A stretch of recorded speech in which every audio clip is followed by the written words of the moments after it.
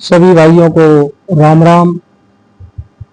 बहुत ही अच्छी कथा, एक घड़ी सत्संग की। हमारे हिंदू धर्म में सत्संग को बहुत ही ऊंचा नाम दिया गया है। इस कथा को सुनने से पहले चैनल को सब्सक्राइब और लाइक करें ताकि आने वाला वीडियो और नोटिफिकेशन आपके पास तुरंत पहुंच जाए। गोविंद जी हूँ सत्संग गति, मेली हरि ध्यायो जी। एक साहूकार का नियम था कि वह अपनी आसामियों से शुद्ध दर शुद्ध लिया करता था।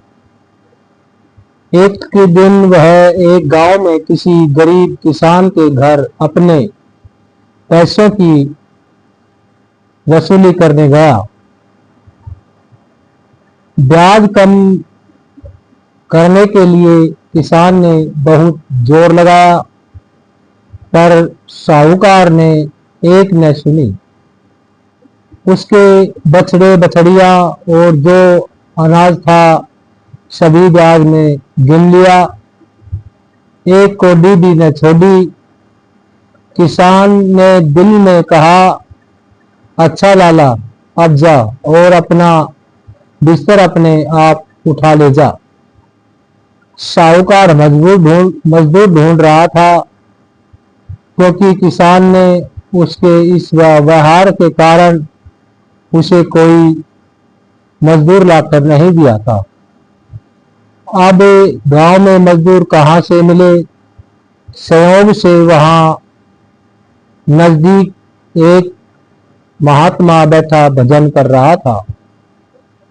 उसने साहूकार और किसान के बीच हुई सारी बातों को सुन लिया था। महात्मा ने उस घमंडी साहूकार से कहा, मैं तेरा बिस्तर उठाकर ले चल सकता हूं, लेकिन एक शर्त है कि या तो तू मालिक की सतुक्ति और प्यार की बातें करते जाना और मैं सुनता जाऊंगा, या मैं करता जाऊंगा और तू सुनते जाना। लाला ने सोचा कि यह कौन सी मुश्किल बात है, यह बातें करता जाएगा और मैं हाँ हाँ करता जाऊंगा। महात्मा ने उसका बिस्तर उठा लिया और प्रभु प्रेम की बातें करते हुए चल पड़ा। जब उसका गांव आ गया तो महात्मा ने कहा कि लो लाला जी, मैं अब जाता हूं। पर महात्मा ने दिल में सोचा कि यह भी क्या याद रखेगा कि मेरा किसी महात्मा से मिलाप हुआ था, इसलिए इसको कुछ बताना चाहिए। महात्मा ने साहूकार से कहा, आज से 8 दिन के बाद तेरी मौत हो जाएगी। तेरी सारी उम्र में कोई अच्छे कर्म नहीं किए हैं। यह जो 1 घंटा मेरे साथ बातें की है वही एक श्रेष्ठ कर्म है। जब तुम्हें यमदूत ले जाएंगे और पूछेंगे कि इस 1 घंटे के सत्संग का फल पहले लेना चाहता है कि बाद में, तब तुम कह देना कि पहले, और फल यही मांगना कि मुझे उस महात्मा के दर्शन कराओ। फिर जो होगा तुम देख लेना। जब मौत आई, धर्मराज के यमदूत आए और साहूकार को पकड़ ले गए। जब पेश हुआ तो धर्मराज ने चित्रगुप्त से कहा कि इसके कर्मों का लेखा देखा। उसका कोई श्रेष्ठ कर्म नहीं था सिवाय इसके कि उसने एक महात्मा के साथ 1 घंटा बातें की थी। धनराज ने पूछा कि तुझको इसका फल पहले लेना है कि बाद में? साहूकार कहने लगा कि पहले दे दो, और जहां वह महात्मा है मुझे वहां ले चलो। महात्माओं का शरीर इस दुनिया में होता है, लेकिन उनकी सूरत खंडों ब्रह्मांडों पर रहती है।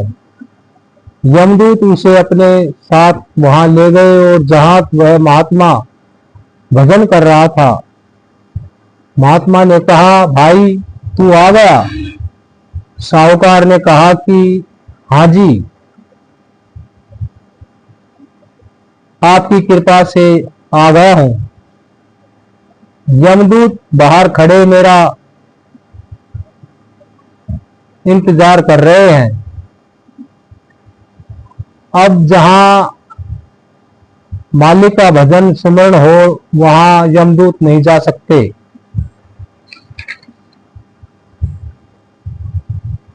साहूकार को उस महात्मा के पास बैठे बैठे आनंद लेते हुए काफी देर हो गई। उसका 1 घंटे के सत्संग का फल खत्म हो गया। बाहर यमदूत खड़े थे और आवाजों से तथा इशारों से उसे बुला रहे थे, लेकिन बाहर नहीं आया। महात्मा ने कहा, चुपचाप बैठे रहो, यमदूत यहां नहीं आ सकते।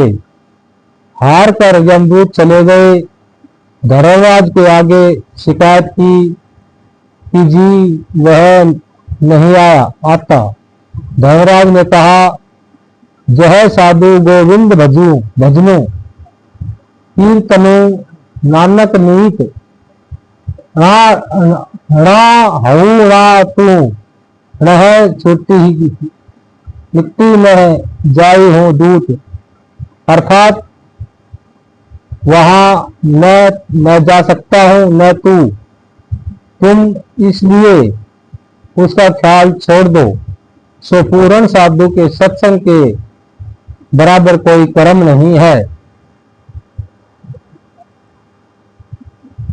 दूसरी कथा, सुल्तान की दाढ़ी का हिलना।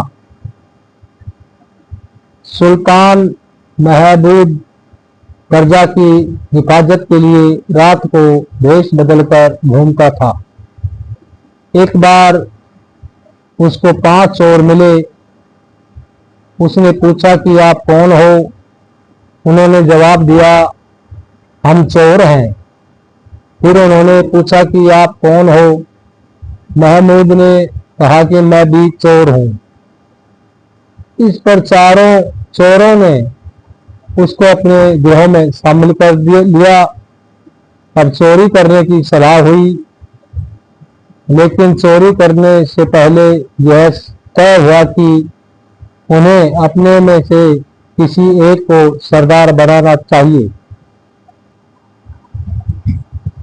इस पर जब ध्यान करे ताकि जिसका गुण सबसे अच्छा हो उसे ही सरदार चुना जाए।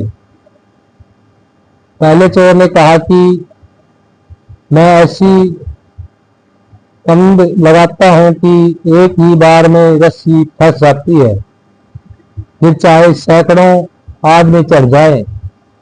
दूसरे ने कहा कि मैं ऐसी सेंध लगाना अच्छी तरह जानता हूं, इतनी जल्दी और आसानी से सेंध लगाता हूं कि किसी को आवाज नहीं आती। तीसरे चोर ने कहा कि मैं सूंघ कर बता सकता हूं कि किस कमरे में वहां पर माल दबा है। चौथे ने कहा कि मैं जानवरों की बोली समझ कर सकता हूं कि वे क्या कहते हैं। पांचवें ने कहा कि जिसको रात को मैं एक बार देख लूं, दिन को उसे पहचान लेता हूं। अब नंबर बादशाह सोच रहा था कि मैं क्या बताऊं। जब सारे चोर अपना अपना गुण दान कर चुके हैं। तब बादशाह ने कहा कि मेरी दाढ़ी में यह सिफत है कि चाहे कितने बड़े अपराध वाले चोर डाकू फांसी चढ़ रहे हैं, हो जरा दाढ़ी हिला दूं तो सब आजाद हो जाते हैं। चोरों ने जब बादशाह का यह गुण सुना तो उसको सबसे अच्छा समझदार अपना सरदार बना लिया। नजदीक ही महमूद का महल था। यह सलाह हुई कि आज बादशाह के महल में चोरी करें। मजबूरन बादशाह भी मान गया। जब महल को चले रास्ते में एक कुत्ता भौंका। चोरों ने चौथे चोर से पूछा कि यह क्या क्या कहता है। उसने कहा कि कुत्ता कहता है कि हमने से एक बादशाह है। सब जोर से हंस पड़े। बादशाह भी हंस पड़ा। महल में पहुंचकर पहले कमंद लगाई, जो कि तुरंत लग गई। सारे चोर और बादशाह ऊपर चढ़ गए। दूसरे ने सेंध लगाई, तीसरे ने सूंघ कर खजाने का पता बता दिया।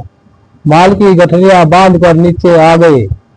अपने इकट्ठे होने की जगह पहुंचकर चोरी का माल बांट लिया और अपने अपने घरों को चले गए। अगले दिन बादशाह ने अपने आदमी भेजकर चोरों को पकड़वा लिया और फांसी का हुक्म दे दिया। जब फांसी चढ़ने लगे तो पांचवा चोर सामने आया। अर्ज की कि बादशाह सलामत, मैंने आपको पहचान लिया है कि क्योंकि रात आप ही हमारे साथ थे। हम पर रहम करो, अब दाढ़ी हिला दो और हमें फांसी से बचा लो। हम सच्चे दिल से प्रण करते हैं कि आज से कभी चोरी नहीं करेंगे, बल्कि अपने आप को हुजूर की सेवा में सारी उम्र के लिए पेश करते हैं। बादशाह को दया आ गई। उसने दाढ़ी हिला दी। दाढ़ी का हिलना था कि पांचों चोर फांसी के तख्ते से नीचे उतार दिए गए। उनकी हथकड़ियां और बेड़ियां खोल दी गई और वे हमेशा के लिए आजाद होकर बादशाह की सेवा में रहने लगे। इसी तरह मालिक देश बदलकर और हमारे जैसा बनकर हमारे जैसे चोरों, ठगों, अफीमचियों को सीधे रास्ते पर ले आता है। वह कहता है कि इस रास्ते पर चलो। तात्पर्य यह है कि जीवों के उद्धार के लिए संतों को सब कुछ करना पड़ता है।